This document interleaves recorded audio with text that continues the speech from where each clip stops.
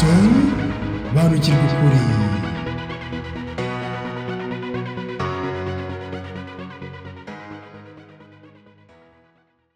Reka tubaramutse kandi tubahe ikaze abakunzi bacu mukurikirana ibi biganiro byacu.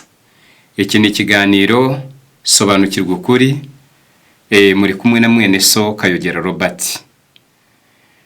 Muri iki kiganiro kigufi nk'uko mubimenyereye, uyu munsi tugiye kuganira ku ngingo yitwa ubusinzi. Mu nkundire dusenge tubone kugira ibyo tuvuga.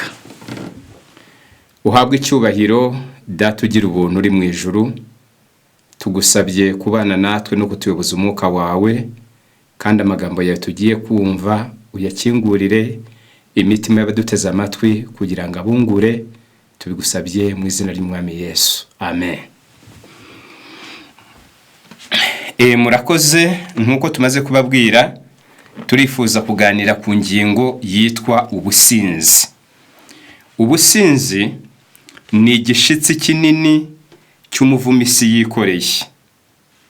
Bibiliya iravuga iti, bazabona ishyano abigira intwari zo kunywa inzoga.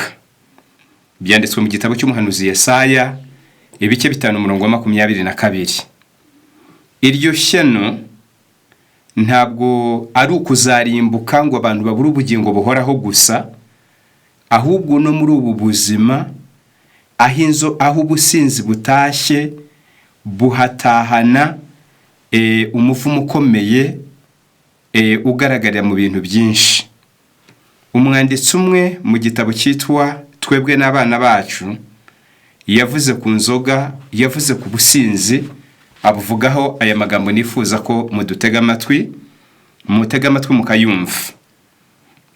Yaranditse ati, mu byago byose byunamiye mwene muntu, kunywa inzoga nibyo biza ku mwanya w'imbere.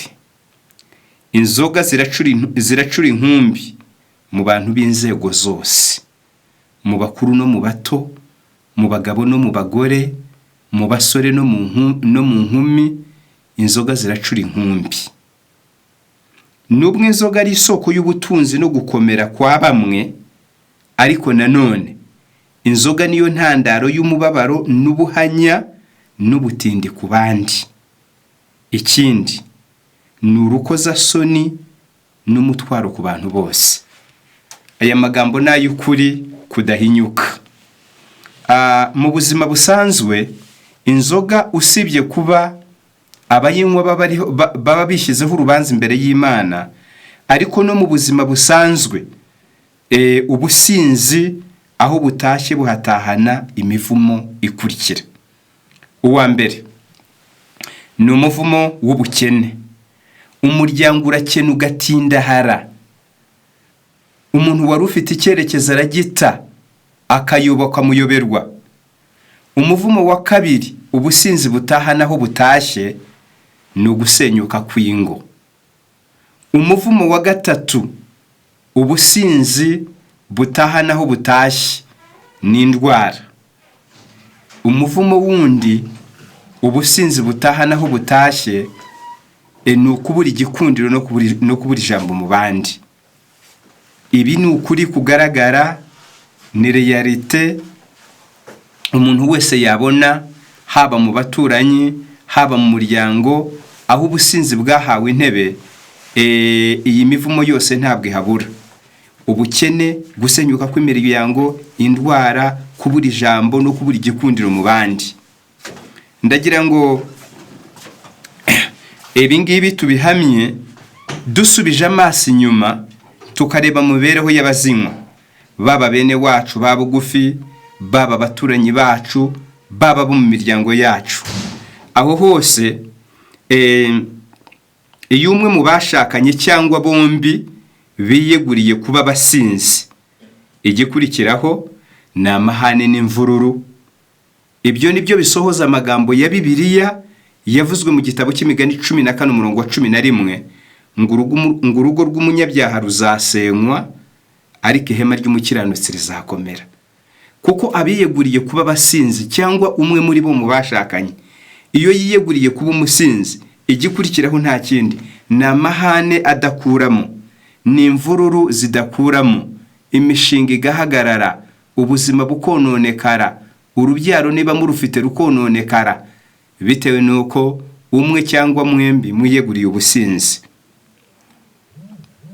Ibyo nibyo bisohoza amagambo ya Bibiliya ngo urugo rw'umunyabyaha ruzasenywa ariko ihema ry'umukiranutsi rizakomezwa. Umunezero mu miryango myinshi wamaze kurimburwa burundu bitewe no kwiyegurira inzoga n'ubusinzi. Nawe itegereze urugo rw'umusinzi urebe uko rumera. Zirikana ubukene bwe bukomeye, sa nk'ubikurura mu bwenge bwawe urebe ubukene buhora mu rugo rw'umusinzi, ubuhanya n'imibabaro ye itarondoreka, use nk'aho ubyishizeho, nibwo wasobanukirwa ishyano umusinzi aba yaragushije. Itegereze umugore wari usanzwe anezerewe, umureba ahunga umugabo wahindutse nk'umusazi bitewe n'ubusinzi, sa nk'umwumva amusaba imbabazi, amusaba kumugirira imbabazi, mu gihe umugabo mukubitana ubugome, ibyo byose bitewe n'ubusinzi. Icyo nicyo cyatumye Bibiliya itanga itegeko ryanditswe mu gitabo cy'Imigani ibice 23:20 ngo ntukabe mu iteraniro ry'abanywi b'inzoga. Usibye no kuzinywa, ni nabibi kuba mu iteraniro ry'abazinywa. Ingaruka z'ubusinzi ntabwo ari izo gusa.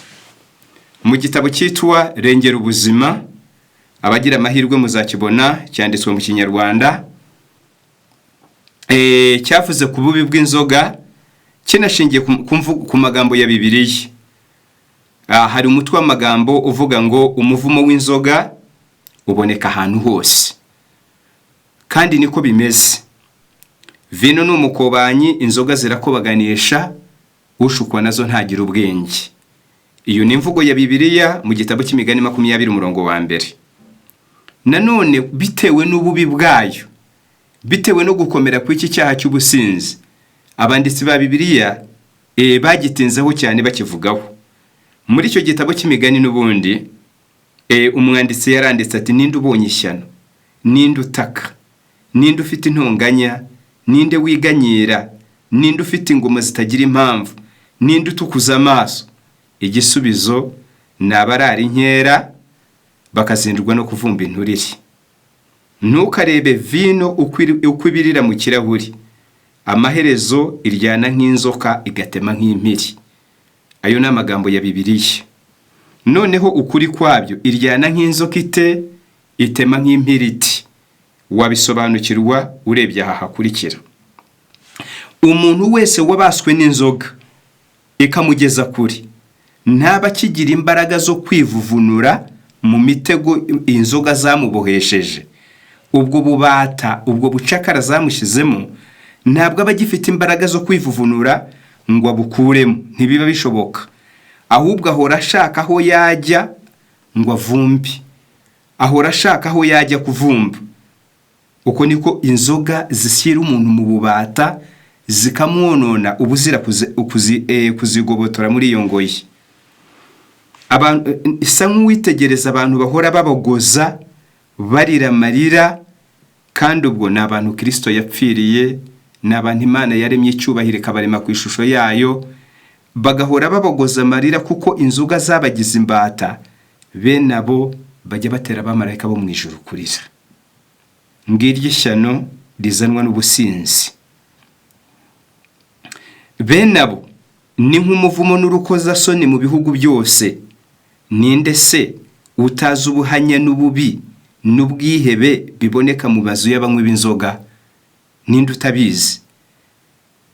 Nimutekereze nk'umugore washingiwe n'umugabo w'umusinzi. Inzoga zikaba zaramuhinduye nk'umudayimoni, agahora mukubita akamukenesha, ntagire undi mushinga usibye kumenya hari buvumbi. Urebe abana bakomoka kuri uwo, urebe ahazaza habo.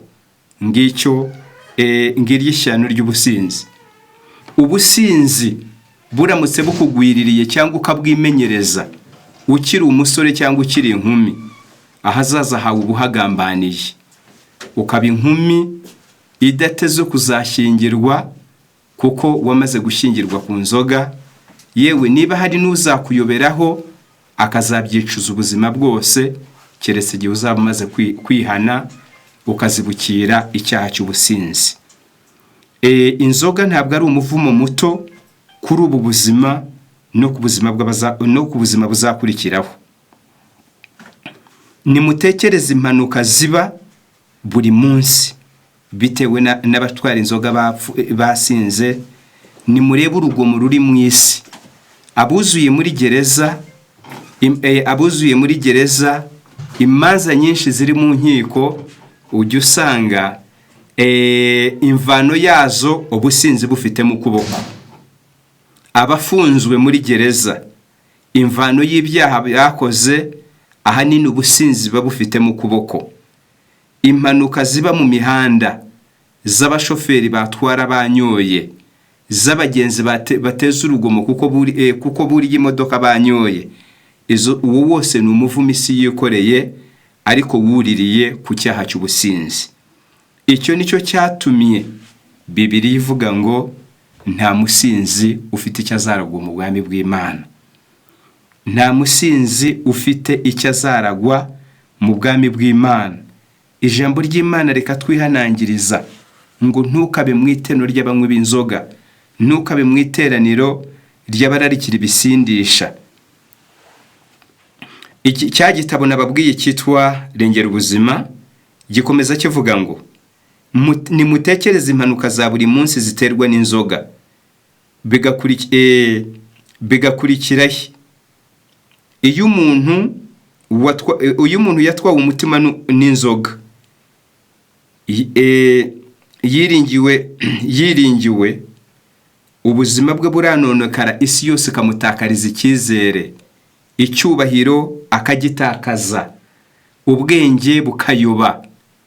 Nguko ko inzoga ari umuvumo muri sosiyete, nguko ko inzoga itabangamira Imana kubayinywa, ahubwo ibangamira abayinywa kuruta uko ibangamira Imana.